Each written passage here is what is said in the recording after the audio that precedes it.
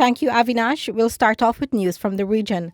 Hundreds of protesters have flooded the streets of Mexico City, demanding justice for two teenage girls who were allegedly raped by police officers. Around 300 protesters, mostly female, descended on the Mexican capital's prosecutor's office, the BBC reported. Armed with pink glitter and spray paint, they advanced on the building, smashing its door and leaving a pig's head outside. The protests were sparked by two recent rape cases. The first involves a 17-year-old girl who said four policemen raped her in their patrol car on August 3rd.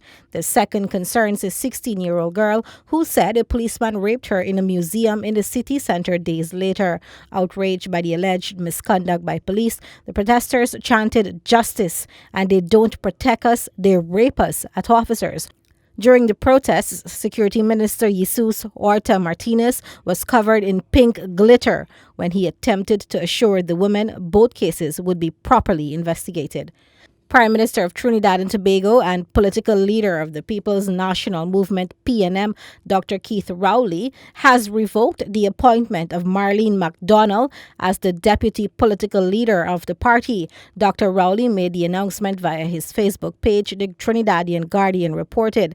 McDonald was one of four deputy political leaders of the PNM. She was removed as Minister of Public Administration on Monday, with the Office of the Prime Minister announcing that Dr. Rowley would take up the portfolio. The former minister was placed on bail to the sum of $2 million, despite being unable to appear to answer fraud charges in the Port of Spain Magistrates Court Tuesday. Senior counsel Pamela Elder made an application for bail as McDonald remains hospitalized at St. Clair Medical. McDonald faces 7 charges related to fraud and money laundering while in public office. Internationally, 2 prison guards have been suspended and a warden temporarily reassigned at the New York City jail where Jeffrey Epstein died of suspected suicide.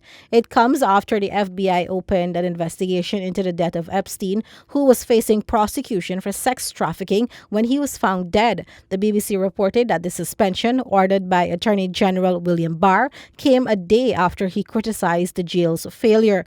The circumstance surrounding the financier's death has raised questions. It remains unclear why Epstein was taken off suicide watch after an attempted suicide last month. He also was supposed to have been checked on by a guard every 30 minutes. Hong Kong International Airport saw chaotic scenes on its second consecutive day of massive anti-government protests that have paralyzed one of Asia's key transport hubs. The BBC reported that squads of riot police arrived shortly before midnight after thousands of demonstrators again flooded the terminal buildings during the day. Flight departures were brought to a standstill amid scuffles. At least 3 men were mobbed inside the airport by protesters. They were said to be holding identity cards showing they were police officers from mainland China. Hong Kong police have admitted deploying officers disguised as anti-government protesters during the unrest in the city, the BBC reported.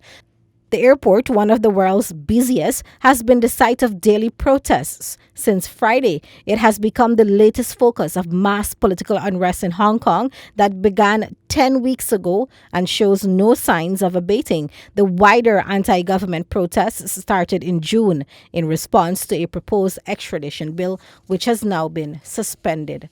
The Danish Prime Minister has officially said sorry to hundreds of victims of historical abuse in state-run homes. From 1945 to 1976, children were sexually abused, beaten and drugged at the homes, an official inquiry found. According to the BBC, the abuse took place across Denmark, and campaigners have for years appealed to the state to accept it was at fault. The apology means everything. All we wanted was peace of mind, said one of the victims. The 68-year-old told the BBC how the lives of many of the children had been ruined by the abuse.